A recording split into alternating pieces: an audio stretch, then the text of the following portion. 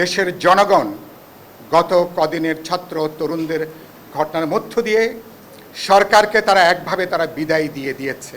জনগণের খাজনা ট্যাক্সের পয়সা দিয়ে তাদের বুকে রাবার বুলেট, সাউন্ড গ্রেনেড, ছররাগুলি এটা নিক্ষেপ করবেন না। এটা আমরা আশা করছি এই আন্দোলন অচিরেই এই সরকারকে বিদায় নিতে বাধ্য করবে।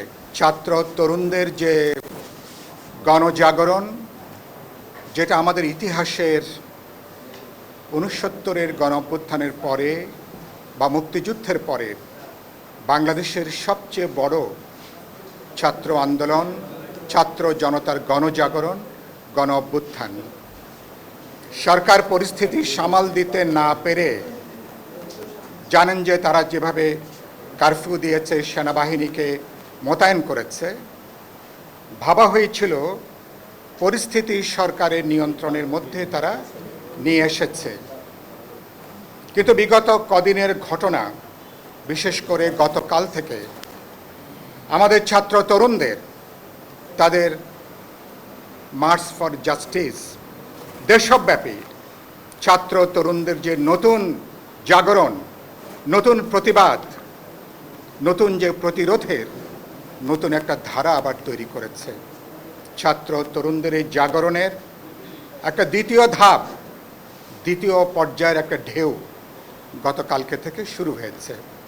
আজকে আমাদের বাচ্চারা, ছাত্র তরুণরা তারা রিমেম্বারিং আওয়ার হিরোজ, আমরা আমাদের বীরদেরকে স্মরণ করছি, এই নামে দেশব্যাপী তারা আজকে নানা ধরনের কর্মসূচি তারা আজকে দিয়েছে।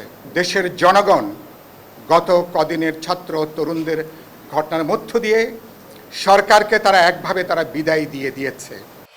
Cinematic display, photography master, performance expert, NextG N9.